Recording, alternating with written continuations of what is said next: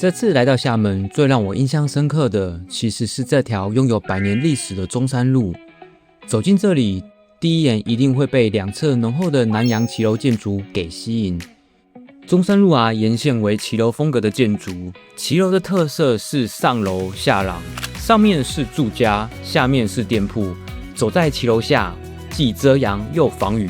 騎樓是廈門僑文化的代表，它多元共存，中西合併，連廊連柱，立面統一，連續完整，衝破了居家單門單戶的束縛。最迷人的是，這條街就像自帶了不同的電影濾鏡。白天，陽光灑在白色建築上，充滿海濱城市的活力。當夜幕低垂，整條街點起金黃色的燈火，瞬間變成一條充滿立體感的時光隧道。甚至下雨天來，微濕的石板路倒映着兩側的霓虹光暈，反而多了一種浪漫的氛圍。不管是哪一種天氣，中山路都有它值得一看的特色。這裡的熱鬧氛圍更是沒話說。整條步行街寬敞平緩，走起來非常舒服。就算是帶着長輩一起來散步，也能很輕鬆。街道兩側擠滿了各式各樣的美食與伴手禮店，而且店家給試吃完全不手軟。這個很特別，是5朝大米的，很像香草的奶香味，真的吃得到米粒耶，好特別哦，蠻好吃的。一邊感受人群的活力，一邊用舌尖體驗在地的味道，非常的過癮。旅行幾天下來，我也必須說，因為這裡是廈門的一級戰區，物價確實落在中高等級。但換個角度想，能在這麼有歷史感、規劃完善且氛圍極佳的街道上，享受一頓視覺與味覺的饗宴，這樣的體驗依然是非常的值得。說了那麼多，肚子餓了，走，我們來去吃手工魚丸跟沙茶麵，還有一個只有在廈門才有的獨特名產哦。我現在來到黃玉蘭魚丸店，這真是中山路非常有名的一個專門做手工魚丸店。我們先看後面牆壁，方文山來這邊吃過。旁邊還有其他藝人，我來看一下。哇，這是周杰倫的忠實粉絲哎。這家店原本是在上個世紀在南洋馬來街街頭賣魚丸，後來因為賣了10幾年，街鄰都非常喜歡這間魚丸的味道，之後才開了這間店。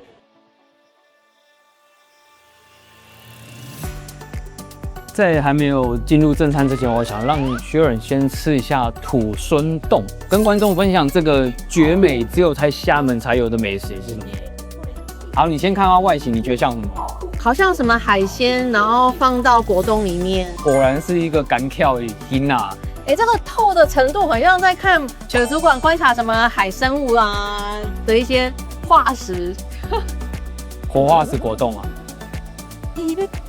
我自己也沒吃過，所以我現在就在看Sharon表情，它是美味還是難以言喻，就看Sharon。其實還蠻好吃的，蠻清爽，因為真的還假的？就是果凍的口感，然後裡面一點點脆脆的，然後因為它是醬，是有點酸酸的，蠻下飯的那種酸酸微酸的醬，然後配這個果凍，我覺得吃起來蠻清爽的，很適合夏天吃，沒有那種海鮮的腥味，所以大家放心。公布答案。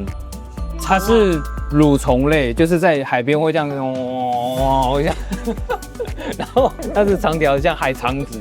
雲流真的是很過分，他明知道我這個人最討厭蟲，最害怕蟲。我認真講，我剛才吃覺得蠻好吃的，這是廈門的特產，這個處理不簡單哦。老實說，你要吃到這個，你要覺得有口。大家如果有帶那個家人來吃土孫凍的話，你就騙它裡面是腐皮、豆皮，一點都不像好了。他們最厲害的魚丸，有請Sharon先吃。這個是正常的啦，這個沒有任何的怪獸或是有蟲在裡面。你先試看看，這会噴汁啊？非常的鮮潔美味。它那個魚肉跟它那個餡料比例，我覺得拿捏得很好啊。台灣吃魚丸味道比較重的，好像是裡面的內餡，但它外面的魚漿其實味道就很鮮甜了。有2個字的感悟，就是平衡。以前我們吃魚丸是它外面那個魚漿是沒味道，然後內餡是有味道，所以你要咬到很深層才有那味道迸發出來。一咬它外皮，其實那味道就已經先第1層的味道先出來，那咬到內餡第2層的味道再併它，我覺得這個好吃。市面上的魚丸魚肉的含量大概是20%到30%左右，但是這一間足足多了3倍，75%到90%左右，所以它裡面的魚肉的含量是非常的高的。最後一個沙茶麵，據說沙茶麵在廈門每一間都有不同的味道，所以我們這次來吃吃看黃玉蘭的沙茶麵如何。要不就是偏辣，配泡面是对的，因為西塘是泡面的面條會變成 Q 的口感。放心好新鮮，很好吃哎。然後這個沙茶麵是你喜歡的嗎？我覺得是，不要再放油麵了，拜託。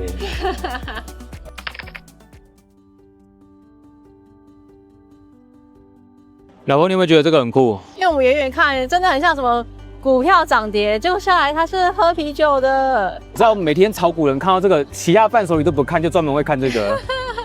哎，看一下那個台積電現在這樣漲多少錢了？看一下。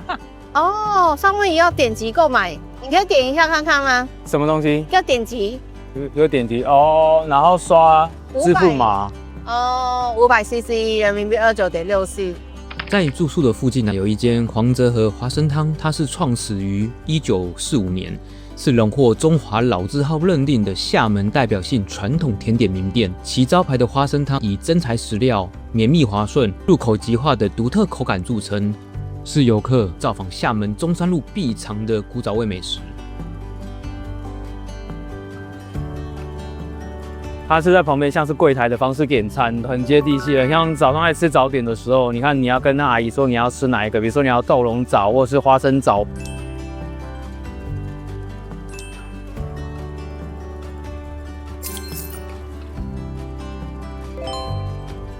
它这很绵密，湯是清甜，不會到死甜的。那這邊很特別，有一些很港式小點，然後也有鹹食，所以想來這邊吃甜食、鹹食都可以。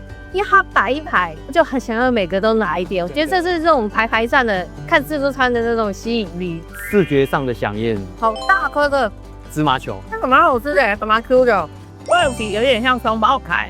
韭菜盒很特別，是像這種形狀的，還蠻好吃的，但是可惜有點涼掉。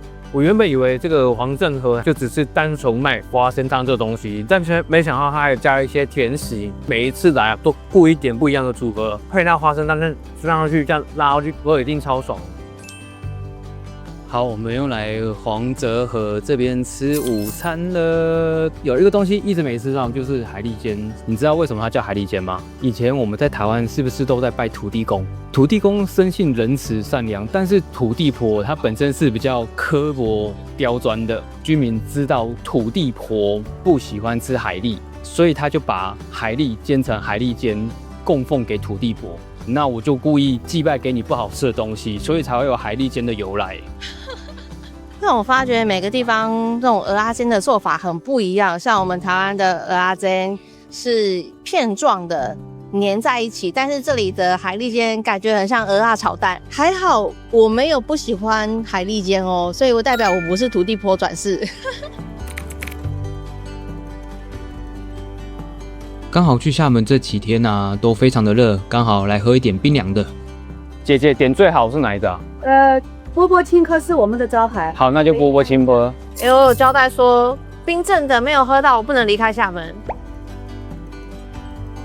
波波青稞的口感很特別，有點像魚卵的口感，一咬會砰，然後破掉，但是裡面好像是包薏仁，很特別的口感。它的花生你覺得 OK 嗎？跟熱的一樣綿密好喝。硬的煮法還是軟的煮法？同樣都是軟的煮法，那只有花婆燒仙草，因為燒仙草的花生都是配硬的，那有另外一種獨特的香味。那黃澤和是这種軟的花生煮的綿密的花生，但是料說真的，我覺得沒有花婆燒仙草的料那麼多。如果剛好遇到下雨天或者是酷暑，很推薦大家可以去瑞幸咖啡旗艦店走走哦。對瑞幸咖啡的印象多半停留在空間很小，9.9塊人民幣拿了就走的快取吧台。今天啊，在廈門中山路，我要帶你們看的是徹底打破這個框架的第1萬家旗艦店。一走進這棟超過600平米的雙層騎樓建築，你不會看到熟悉的藍白配色，取而代之的是非常沉穩的復古工業風。座位區啊，超級寬敞，樓梯間啊，甚至還擺了一台三角鋼琴。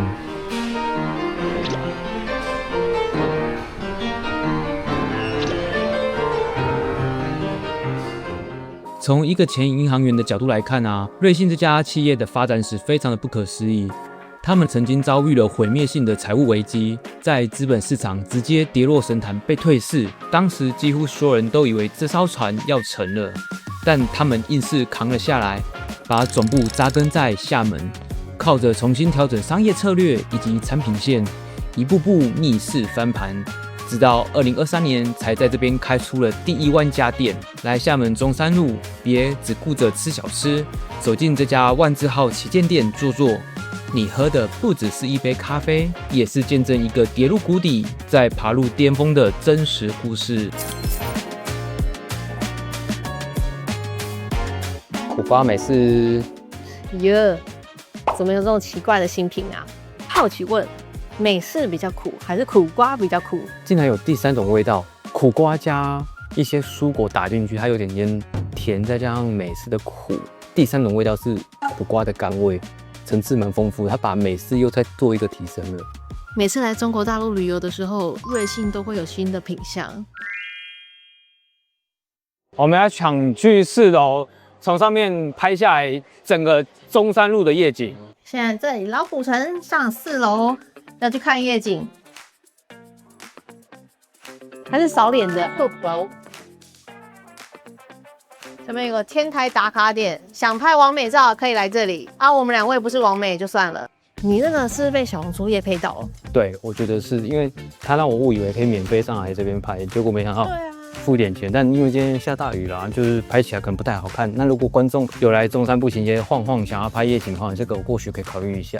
可是說真的，我覺得像小紅書真的越來越多業配的文章，但是也是各取所需啦。就是剛好我也想要拍夜景的話，只是因為剛好今天遇到下雨，難怪也沒有什麼人。如果都是免費景點的話，應該會超多人啊。對，會爆滿。所以你其實講一個好處如果說今天有點收費控制人潮的話，或許那個拍照的品質跟效率來講還反而比較好。其實也說的也是，有一個在地人的連鎖超市叫做集鎮。如果你要买一些比较便宜的伴手禮，這間是他們在地人推薦的。我来进去看看，看裡面的物價怎麼樣。它是不是美廉社？接近是廈門的美廉社。對，我記得看中山路思明區這邊大概都有3、4間，所以如果你今天在中山路這邊閒晃，它有一些比較閩南式的傳統在地的特產，像這個鐵觀音啊，也非常多人帶回去台灣的。這一盒是多少錢？這一盒是14塊人民幣，將近不到100塊台幣，超便宜的。這次來廈門收集了非常多的伴手禮，之後會有一集是廈門伴手禮的開箱。為什麼會選這間海濱大酒店？最主要是它離廈門渡輪碼頭非常的近，它的地利之便真的非常好，它也離巴士中山路或者是地鐵鎮海路的地鐵都非常近，下面也有10分便利商店，旁邊還有瑞幸甚至連銀行都有。還有一個好處就是你也可以在旁邊去散步，因為它離旁邊的海岸線也非常的近。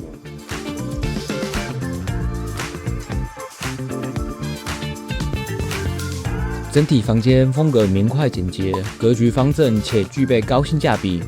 我這次入住也沒遇到煙味或者是發霉味。不過需要留意的是，該酒店偏向精品快捷房型，內部並未附設游泳池、健身房或是專屬餐廳。